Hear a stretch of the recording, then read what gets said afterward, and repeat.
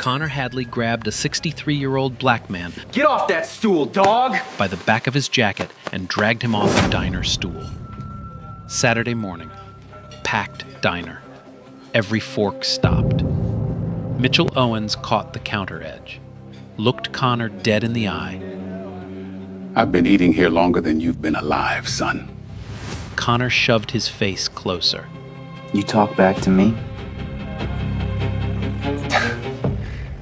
My daddy's the chief of police.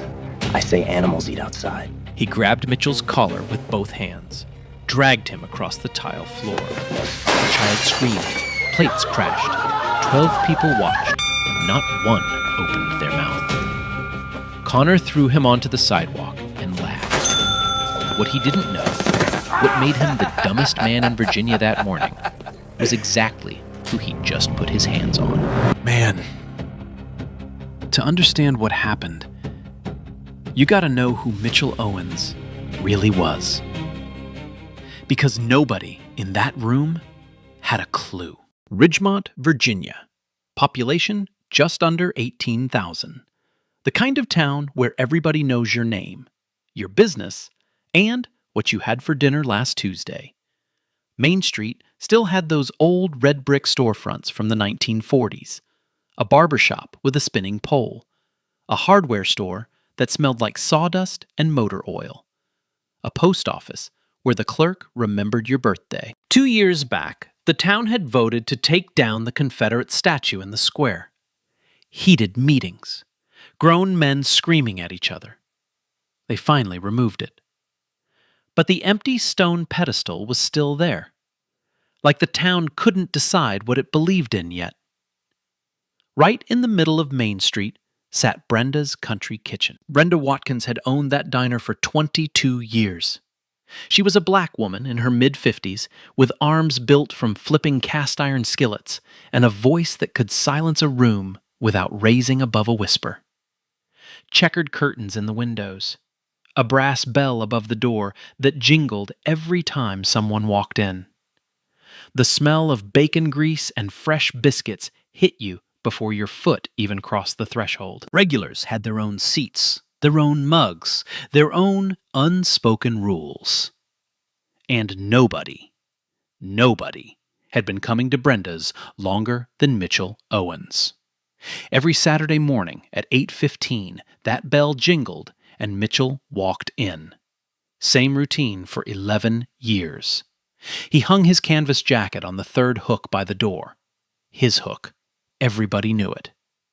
Brenda already had his coffee poured before he sat down. Black, no sugar, ceramic mug with a chip on the handle that she refused to throw away. "Morning, Mitch." "Morning, Brenda." That was it. That was all they needed. Mitchell was 63, tall, lean, the kind of lean that came from decades of discipline, not dieting. There was a faded scar running along his left forearm. His hands were rough, but steady. Every time the front door opened, his eyes flicked toward it for half a second. Quick scan, then back to his newspaper. He sat with perfect posture. Not stiff, just straight, like his spine had forgotten how to slouch. He wore no medals, no pins, no hat with a military logo. Nothing that said anything about who he was or what he'd done.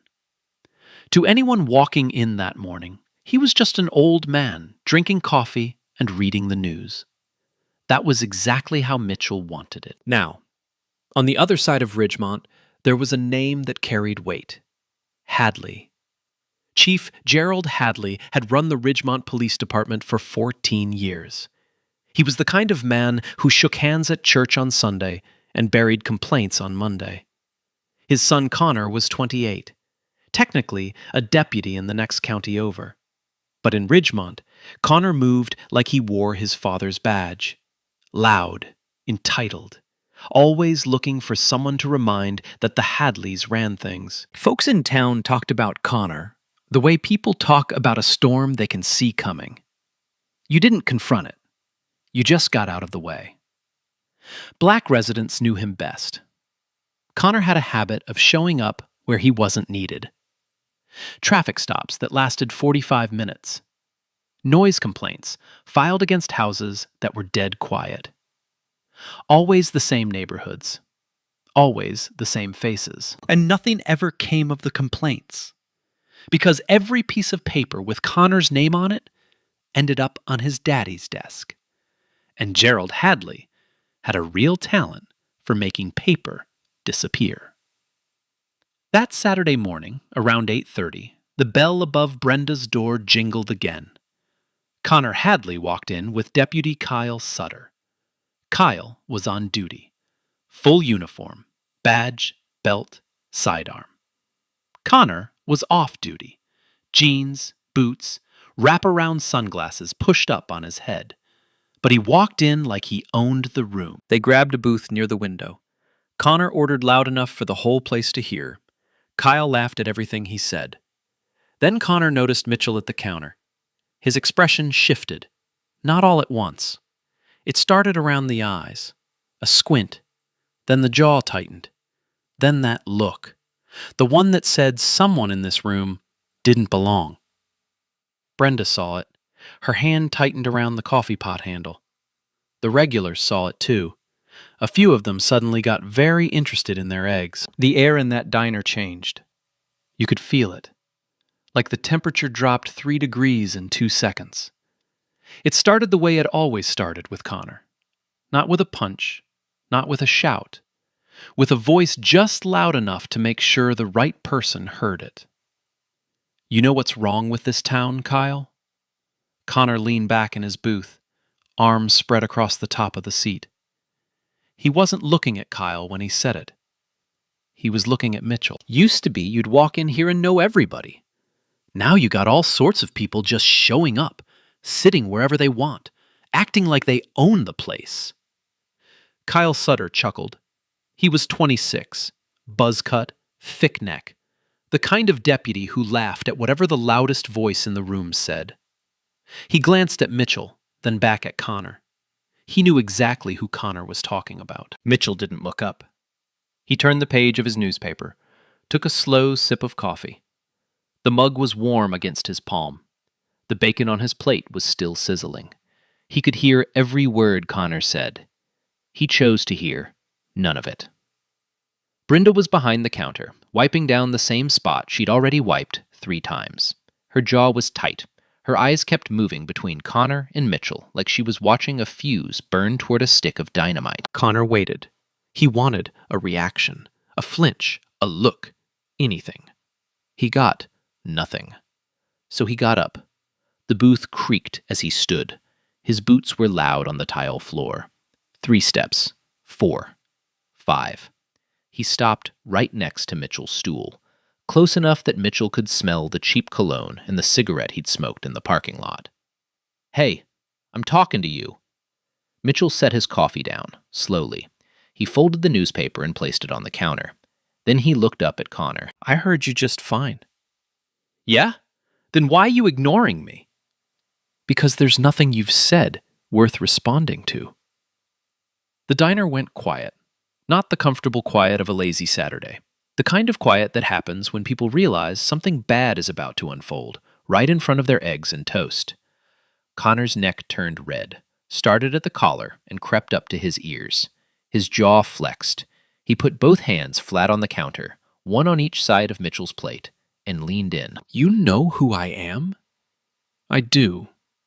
"You know who my father is?" "I do." "Then you know how things work around here. So when I talk, you listen. That's how it goes." Mitchell didn't lean back, didn't lean forward, just held Connor's stare, like a man who'd stared down things far worse than a 28-year-old bully in a diner. "Son, I've been coming here for 11 years. I'll be here next Saturday, too. Whatever you're looking for this morning, you won't find it at this counter." Connor's eye twitched. That was the thing about Mitchell. He didn't give you anything to grab onto. No anger, no fear. Just calm. And calm made Connor furious. He turned toward Brenda. "Brenda, this man is making your customers uncomfortable." Brenda stopped wiping. She looked Connor dead in the face. Only person making anyone uncomfortable in here is you, Connor. Excuse me? You heard me. Mitchell's been a customer here longer than you've been shaving. He's not bothering anyone. Connor smiled. But it wasn't a real smile. It was the kind of smile that came right before a threat. You know, Brenda, I was talking to my dad the other day. He mentioned your health inspection is overdue. Said it'd be a shame if someone had to come out here and take a real close look at this kitchen. The words hung in the air like smoke. Every regular in that diner knew what he was really saying. This wasn't about health codes. This was about power. Who had it? Who didn't? Brenda's hand trembled. Not from fear, from rage. 22 years she'd built this place, every table, every recipe, every early morning. And this kid was threatening to tear it apart because she wouldn't throw out a man for the color of his skin. She opened her mouth to respond, but Mitchell spoke first. That's enough. He said it quiet, firm, like a man who was used to giving orders that people followed. Leave her out of this. Your problem is with me. So let's keep it with me. Connor tilted his head. My problem? Old man, you are the problem. He snapped his fingers at Kyle without turning around. Kyle, come here. Kyle stood up from the booth, adjusted his belt, walked over slow, like he wanted everyone to see the badge and the gun. He positioned himself near the front door, not blocking it exactly, but close enough. The message was clear. Connor was off duty, but Kyle wasn't. An old woman in the corner booth pulled her purse closer to her body. A young couple near the window stopped talking. A mother turned her child's face away from the counter. Everyone could feel it. The gravity in that room had shifted. All of it was pulling toward the counter where Mitchell sat. Here's what's going to happen, Connor said. He poked Mitchell's chest with his index finger. You're going to get up. You're going to walk out that door. And you're not going to come back. Not today. Not next Saturday. Not ever. Mitchell looked down at the finger on his chest, then back up at Connor. No. One word. That was all he said. And it landed like a grenade. Connor's face twisted. The red on his neck climbed to his forehead. He grabbed Mitchell's jacket at the shoulder and yanked him off the stool. The stool spun and crashed into the one next to it. Mitchell's plate slid off the counter and shattered on the floor. Bacon, eggs, ceramic, all of it scattered across the tile. Mitchell caught himself on the edge of a table. Glasses rattled. A woman gasped. He didn't fall. 31 years in the Army had taught his body to absorb impact and find balance before his brain even registered the hit. I said, move. Connor grabbed him by the collar with both hands now, twisted the fabric, pulled him toward the door. Mitchell's boots dragged across the tile. He didn't fight back, not because he couldn't, because he chose not to. There was a difference, and that difference was everything. The brass bell above the door jingled, a cheerful little sound that had no business being part of this moment. Connor shoved Mitchell through the doorway. Mitchell hit the sidewalk hard. His right knee cracked against the concrete. His palm scraped raw. The canvas jacket tore at the shoulder seam. Connor stood in the doorway, sunlight behind him, shadow on his face. Go find somewhere your kind belongs, dog. Then he turned back to the diner, grinning, clapped Kyle on the shoulder like they'd just won a game. Inside, 12 people sat, frozen, forks in the air, mouths open, eyes wide. Not one of them moved. Not one of them spoke. A woman near the window had her phone out. Her hands were shaking. The camera was recording. Outside, Mitchell Owens sat on the sidewalk of the town where he was born. His knee was bleeding through his khakis. His palms were raw and pink. The jacket his wife Denise had given him for their anniversary was torn at the shoulder. He didn't yell, didn't pound the ground, didn't call for help. He took a breath, then another. He pressed his hands flat on the concrete and pushed himself up, slowly. The way a man gets up when he wants you to know he's choosing to rise, not because you told him to. Brenda came running out the front door, the bell jingling behind her. She had a damp towel in one hand and fury in her eyes. Mitch! Mitch, are you okay? Let me see your hands. I'm fine, Brenda. You are not fine. That boy just... in my restaurant. I swear to God. Brenda. Mitchell put his hand on her arm. Gentle, steady. I'm fine. She looked at him, tears in her eyes. Not from sadness, from the kind of anger that has nowhere to go. Mitchell brushed off his knees, straightened his torn jacket, and stood there on that sidewalk, bleeding, with the same posture he'd carried through 3 decades of service. Inside the diner, Connor Hadley sat down at the counter, right on Mitchell's stool. He picked up what was left of Mitchell's coffee and took a sip. "Brenda, how about some fresh bacon over here?" Mitchell walked to his truck. It was parked at the far end of the lot. A dark green Ford F-150, 10 years old, clean but not flashy. The kind of truck a man drives when he doesn't need anyone to notice him. He opened the driver's side door. His hands were still raw from the concrete. Tiny beads of blood sat on his palms like red dew. He reached into the glove compartment for a napkin and pressed it against the scrape on his right knee. He wasn't running. He wasn't hiding. He was removing himself from a situation the way a man with 31 years of military training knew how to do.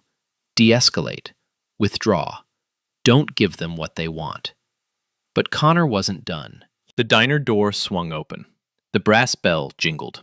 Connor walked out with Kyle 2 steps behind him, sunglasses back on, thumbs hooked in his belt loops, walking slow, the way a man walks when he thinks the whole world is his sidewalk. "Hey, hey! Where you think you're going?" Mitchell didn't turn around. He folded the napkin and placed it in his pocket. "I'm leaving. That's what you wanted." "I didn't say you could leave. I said you could leave the diner. I didn't say anything about the parking lot." Mitchell turned around, looked at Connor, then at Kyle. Kyle's hand was resting on his belt, not on his weapon, but close enough to send a message. "What do you want, Connor?" "I want to know who you are. Show me some ID." "You're off duty. You have no authority to ask me for identification." Connor smiled, that same smile from the diner, the one that came before the threat. "I'm off duty. Kyle's not." He jerked his thumb toward the deputy. "Kyle, ask the man for his ID." Kyle stepped forward, cleared his throat, tried to make his voice sound official. "Sir, I'm going to need to see some identification." Mitchell looked at Kyle for a long moment. He could have argued. He knew his rights better than either of these men ever would. But he also knew what happened to black men who argued with badges in small-town parking lots. He reached into his back pocket. Slow, deliberate, making sure both hands were visible at all times. He pulled out his wallet and handed over his Virginia driver's license. Kyle took it, walked back to his cruiser, ran it through the system. Mitchell stood by his truck with his arms at his sides. The morning sun was getting warmer now. A bead of sweat rolled down the side of his neck. 2 minutes later, Kyle walked back. "He's clean, no warrants, no record, nothing." Connor's jaw flexed. He didn't like clean. Clean meant he had nothing to hold on to. Clean meant this old man was exactly what he appeared to be, a law-abiding citizen who'd been minding his own business. But Connor Hadley didn't operate on facts. He operated on feelings. And his feeling right now was that this man had embarrassed him by not being afraid. Something doesn't feel right. Connor started walking around Mitchell's truck. Slow circle, running his hand along the side panel like he was inspecting livestock. "You know, Kyle, I think I smell something." "Smell what?" "Marijuana. Yeah, definitely. Coming from this vehicle." Mitchell's voice was steady. "There is no marijuana in this truck. There has never been marijuana in this truck." "Well, I guess we'll find out. Kyle, Open it up. Kyle hesitated. Just for a second. A flicker of something, maybe conscience, maybe just nerves, crossed his face. Then it was gone. He opened the passenger side door of Mitchell's truck without consent, without a warrant, without probable cause. Mitchell spoke clearly, loud enough for anyone in earshot. I do not consent to this search. I am stating for the record that I do not consent. Noted, Connor said. He wasn't even looking at Mitchell. He was already rummaging through the glove compartment. Registration papers, a pack of tissues, a small flashlight. He tossed each item onto the passenger seat like he was going through a junk drawer. Kyle searched the back seat. Floor mats, an old blanket, a pair of reading glasses in a case. Nothing. Then Connor found it. Under the back seat, a locked metal case. Dark brown, about the size of a shoebox. Heavy. Well, well. What do we have here? Mitchell's jaw tightened. For the first time that morning, something shifted in his eyes. Not fear. Something deeper. Something protective. That is my personal property. It is locked, and you have no right to open it. Kyle, get me something to pry this open. Connor, I don't think we should. Did I stutter? Open it. Kyle pulled a flathead screwdriver from his cruiser's toolkit. He handed it to Connor. Connor jammed it into the latch and twisted. The cheap lock gave way with a snap. He flipped the case open. Inside, laid out on a bed of dark velvet, were 4 items. A faded military service photograph. A young black man in dress uniform, standing tall, eyes forward. A carefully folded American flag in a triangular frame. A leather-bound journal with worn edges, and a small velvet box. Connor picked up the velvet box and opened it. Inside sat a bronze star medal. The ribbon was slightly faded. The medal still caught the light. He held it up between 2 fingers like it was a toy from a cereal box. The hell is this? What, you buy this at a pawn shop? Pick it up at a yard sale? Mitchell said nothing, but his hands, those steady, disciplined hands, closed into fists at his sides. Connor tossed the medal. Just tossed it. It hit the asphalt, bounced once, and rolled under the truck. Junk. He dropped the case on the ground. The photograph slid out onto the pavement. The journal's pages fluttered in the morning breeze. Kyle, I'm not finding anything illegal, but this man clearly had an attitude problem back in the diner. I think we need to hold him here until we figure out what's going on. Kyle pulled out his handcuffs, looked at Mitchell. Sir, I'm going to need you to sit down on the curb. On what charge? Obstruction. Obstruction of what? No answer. Because there was no answer. There was no crime. There was no charge. There was nothing except 2 men with a badge and a last name, and 1 man with brown skin who'd refused to be afraid. Mitchell sat down on the curb. A 63-year-old man, a veteran, sitting on a concrete curb in a diner parking lot in his own hometown. His knees aching, his palms still raw. His bronze star somewhere under his truck in the dirt. Connor stood over him, pulled out his phone, threw his arm around Kyle's shoulder, held the phone out at arm's length. Click. A selfie. The 2 of them grinning. Mitchell on the curb behind them like a prop. Connor looked at the photo and laughed. Classic. He didn't notice the woman inside the diner. The one by the window. The one whose hands had stopped shaking. Her phone was pressed flat against the glass. The red recording dot was still blinking. And he didn't notice Brenda in the back hallway, phone pressed to her ear, whispering fast. Ray, it's Brenda. You need to come now. They've got Mitch in the parking lot. It's bad. It's real bad. Man, are you serious right now? Imagine your grandfather, the man who served his whole life, sitting on a curb while some punk takes a selfie over him. His medal in the dirt. And nobody does a thing. Would you just sit there? Because what's coming next, Connor has no idea. 20 minutes passed. Mitchell sat on that curb like a man who'd waited in worse places. Deserts, foxholes, hospital corridors where the news was never good. 20 minutes was nothing to a man like him.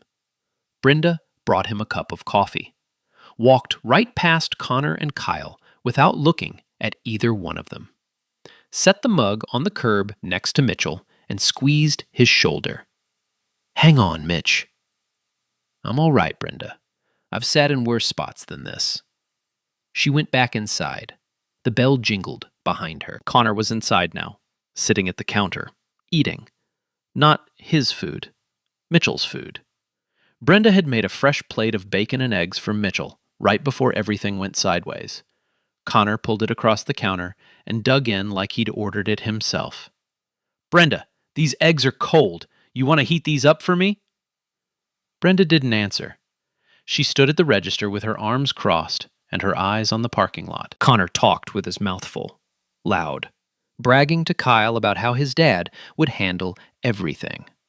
Relax. Even if the old man complains, my dad'll bury it. He always does. Remember that thing last summer? Gone, like it never happened. Kyle nodded, but he wasn't laughing anymore. Something about the way Mitchell had sat down on that curb, calm, quiet, like he was waiting for something specific, made Kyle's stomach feel wrong. Connor pulled out his phone and called his father. Hey, Dad. Yeah, some guy at Brenda's causing trouble. Nothing serious. I handled it. Just wanted to give you a heads up in case someone calls. He hung up, took another bite of bacon, wiped his mouth with the back of his hand. Then Kyle looked out the window. Connor! What? Connor, look! A black SUV pulled into the parking lot. Government plates, tinted windows. It stopped 15 feet from where Mitchell was sitting. Then a second one. Then a third. The engines idled, low and heavy. The kind of sound that vibrates in your chest before you even understand what you're looking at. Connor stood up. Slowly. The fork was still in his hand. The door of the lead vehicle opened. A man stepped out. He was tall, mid-60s, African American. And he was wearing the full dress uniform of the United States Army. Dark blue jacket, gold buttons, ribbons covering the left side of his chest like a wall of color. And on each shoulder, 4 stars. 4 silver stars on each shoulder. General Raymond Carter, Commanding General, United States Army Forces Command. 2 aides stepped out behind him. Then a military attorney in uniform. Then a driver who stayed by the vehicle with his hands folded. The general didn't look at the diner. Didn't look at Connor through the window. Didn't look at any of the faces now pressing against the glass. He walked straight to Mitchell. Mitchell saw him coming. He set the coffee mug down on the curb, pressed his raw palms against his knees, and pushed himself to his feet. Slow. Steady. The same way he'd gotten up from the sidewalk an hour ago, choosing to rise.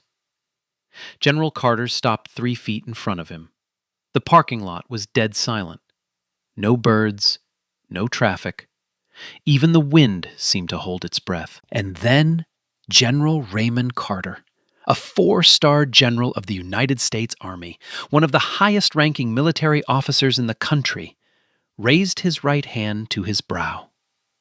He saluted Mitchell Owens first. Let me explain something. In the United States military, a lower-ranking person always salutes a higher-ranking officer first. Always. That's the rule. A sergeant salutes a captain. A colonel salutes a general. That's how it works. But there is one exception: the Medal of Honor. Any service member, regardless of rank, regardless of stars, salutes a Medal of Honor recipient first. A 4-star general, a chairman of the Joint Chiefs, even the President of the United States will initiate the salute. Mitchell Owens was a retired sergeant major, 31 years of service, 3 combat deployments, and a Medal of Honor, the highest military decoration the United States of America can bestow upon a human being. That medal wasn't in his case.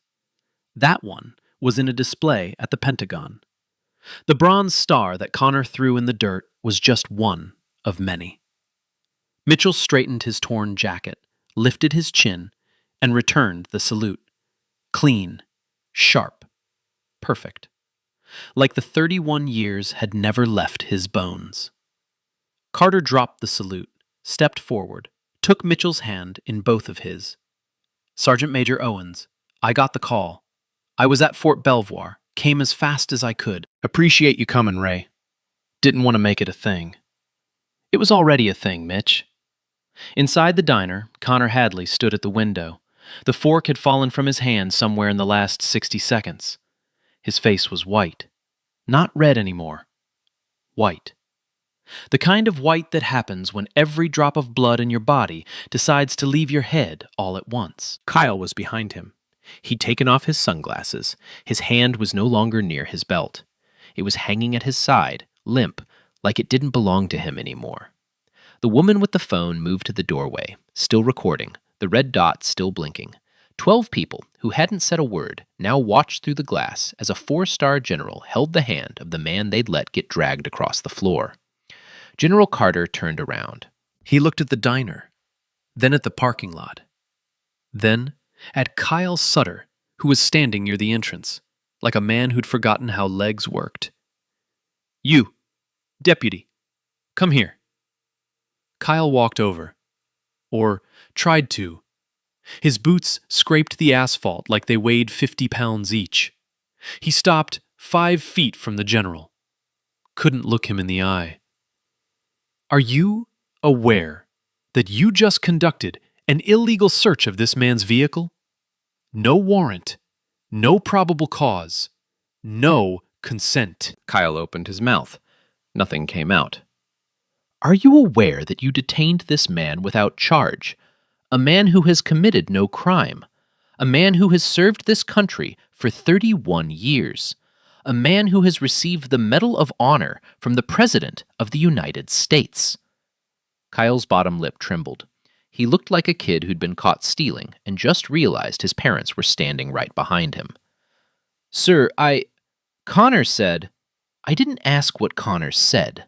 I asked what you did." Carter's military attorney was already on the phone.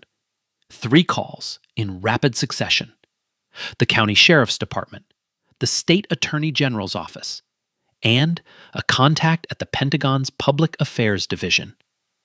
He spoke low and fast, writing in a small notebook between calls. Then Carter looked at the diner door. Where is he? The one who started this. Connor Hadley stepped outside. He didn't strut this time, didn't swing his arms, didn't hook his thumbs in his belt loops. He walked through that door like a man walking into a courtroom where the verdict was already in. "Sir, Listen, this was a misunderstanding. I didn't know—" Carter cut him off. Not with a shout, with a voice so calm it was worse than any scream. "You didn't know what? You didn't know he was a veteran? You didn't know he had a Medal of Honor? Tell me something, son. If he didn't have that medal, if he was just a 63-year-old black man eating breakfast, would what you did have been acceptable then?" Connor's mouth opened, closed, opened again. Nothing. "That's what I thought." Brenda stepped into the doorway, arms crossed, eyes red but steady. "General, I've got the security camera footage. Every second. From the moment he walked in to the moment you pulled up. Audio, too." The woman with the phone raised it from behind Brenda's shoulder. "I got it, too. All of it. Carter nodded. Good. Hold on to it. You're going to need it. 15 minutes later, a county sheriff's cruiser pulled into the lot. Not Ridgemont PD. County. This was outside Gerald Hadley's hands now. 2 deputies stepped out. They walked straight to Connor. Connor Hadley, you're under arrest. Assault in the 4th degree.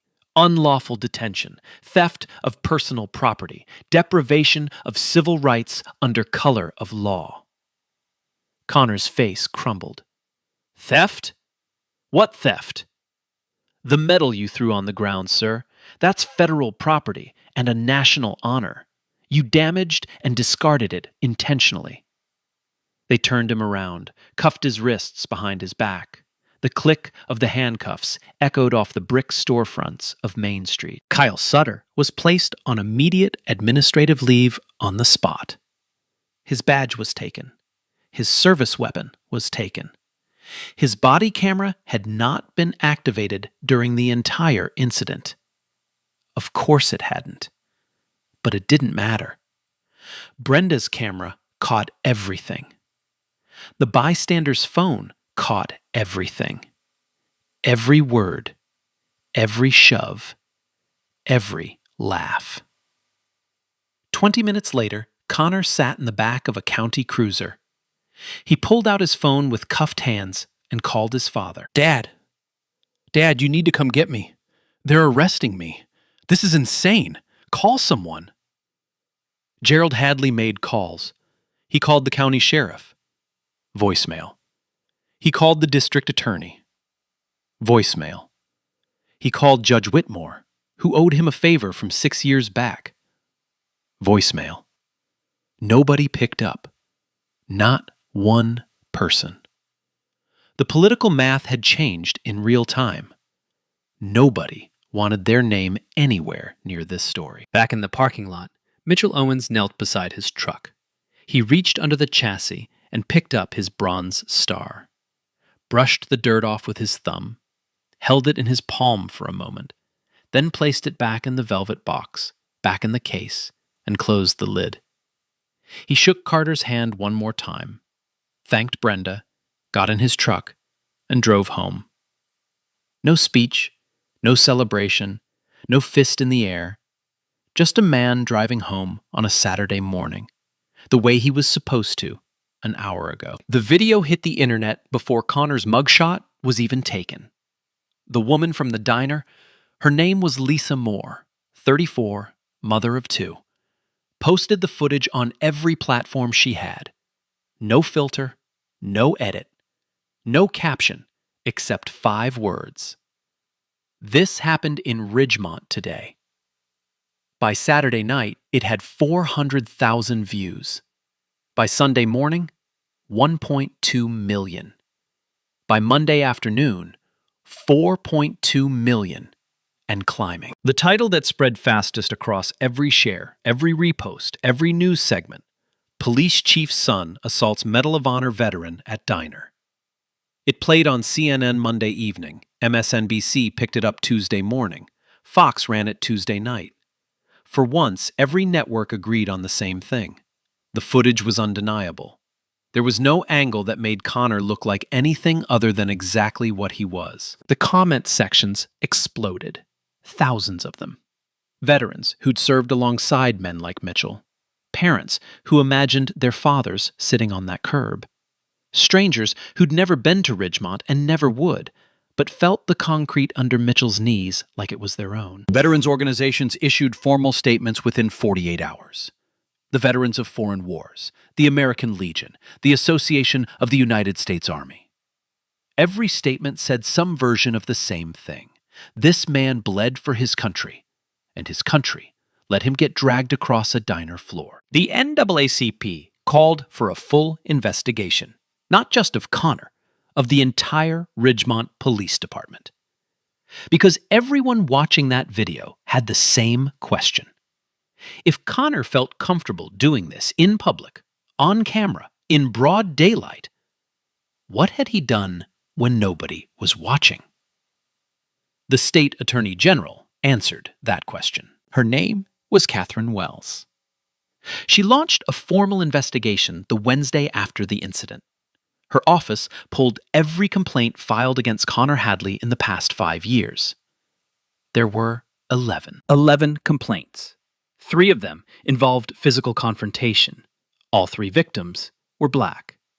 All 3 complaints had been filed with the Ridgemont Police Department, and all 3 had disappeared. No investigation, no follow-up, no paper trail. They simply stopped existing the moment they landed on Chief Gerald Hadley's desk. One complaint was from a 19-year-old college student who'd been pulled over for a broken taillight. Connor had made him lie face down on the road for 20 minutes. In January, on wet asphalt. The kid filed a report. Nothing happened. Another was from a 46-year-old school teacher. Connor had shown up at her door at 11 p.m. over a noise complaint from a neighbor. There was no noise. Her house was silent. He searched her living room without permission. She filed a report. Nothing happened. The third was from a 71-year-old church deacon. Connor had accused him of shoplifting at a gas station. The store camera showed the man had paid for everything. Connor detained him for 45 minutes in the parking lot anyway. He filed a report. Nothing happened. 3 people, 3 years, 3 reports. All buried. All black. The investigation expanded. Internal Affairs dove into Chief Gerald Hadley's department. What they found was a system built on silence. Racial profiling statistics that had never been reported to the state. Use of force incidents that were logged as resolved with no documentation. A department budget with unexplained expenses routed through a personal account. 14 years of leadership. 14 years of looking the other way. 14 years of protecting his son and calling it police work. The trial began 11 weeks after the diner incident. Ridgemont County Courthouse. The courtroom was standing room only. News cameras outside. Reporters from 6 states. A sketch artist in the front row because cameras weren't allowed inside. The prosecution played the diner footage first. 4 minutes and 38 seconds. No narration, no commentary, just the raw video. Connor grabbing Mitchell's collar, the coffee mug shattering, Mitchell's knees hitting the sidewalk. Connor laughing, the selfie, the bronze star bouncing off the asphalt. The jury watched in silence. One woman in the back row pressed her hand over her mouth. A man in the front row closed his eyes during the selfie. Mitchell Owens took the stand. He wore a dark suit, no medals. He spoke the way he always spoke, quiet, steady, precise.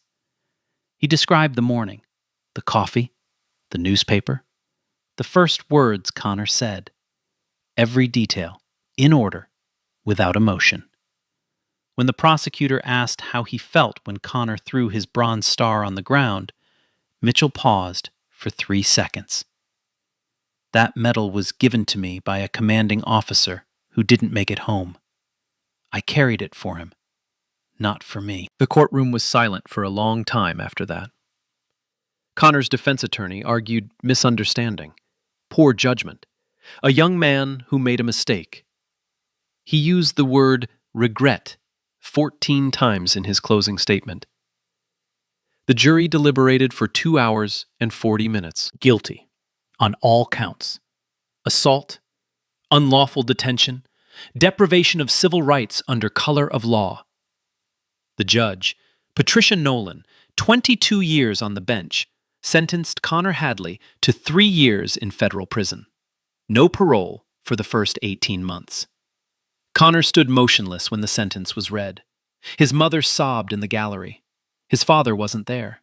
Gerald Hadley had been advised by his own attorney not to appear. Kyle Sutter's case was handled separately. He took a plea deal. 18 months in a minimum security facility. Permanent revocation of his law enforcement certification. He would never carry a badge again. The civil suit came next. Terrence Graves, civil rights attorney out of Richmond, 20 years of practice, known for never losing a case he believed in, represented Mitchell. The suit named Connor Hadley, Kyle Sutter, the Ridgemont Police Department, and the county. The jury awarded Mitchell Owens $2.8 million in damages. And then came Gerald Hadley's turn. The state attorney general's investigation had built a case that stretched back nearly a decade. Obstruction of justice, official misconduct, suppression of evidence, misuse of public funds. Gerald Hadley resigned on a Thursday morning. He was indicted the following Tuesday. His 14-year career ended not with a press conference, not with a farewell speech, with a mugshot taken in the same booking room where his sons had been taken 11 weeks earlier. The empty pedestal on Main Street, the one where the Confederate statue used to stand. The city council voted unanimously to replace it with a monument to community service. They asked Mitchell to speak at the dedication. He said 4 sentences. The crowd gave him a standing ovation. Mitchell and Denise still go to Brenda's every Saturday. Same time, same stool, same coffee. Black, no sugar, ceramic mug with a chip on the handle. Brenda still pours it before he sits down. They still say the same thing every week. Morning, Mitch. Morning, Brenda. The jacket got fixed. Denise took it to a tailor on Route 9 the Monday after everything happened. The woman didn't charge her. Said she'd seen the video. Said it was the least she could do. Mitchell wears it every Saturday. Same hook by the door. Third one from the left. The diner looks a little different now. Brenda added a patio out back. 6 tables with red umbrellas, string lights that glow warm on summer evenings. Business doubled after the story broke. People drive in from 3 counties away just to eat at the place they saw on the news. There's a framed photograph hanging on the wall next to the register. Mitchell and General Carter shaking hands in the parking lot. Brenda took it herself. She had it printed on thick matte paper and put it in a dark wooden frame. Nobody asks about it. Everybody knows. And next to the front door, just below the brass bell, there's a small bronze plaque. 4 words. Everyone belongs here. General Carter visits once a year, always in the fall. He drives down from D.C. in his personal car. No convoy, no aides, no stars on his shoulders. Just an old friend visiting another old friend. They sit in the same booth by the window. Brenda brings them the same thing. 2 plates of bacon, eggs, and biscuits. Coffee.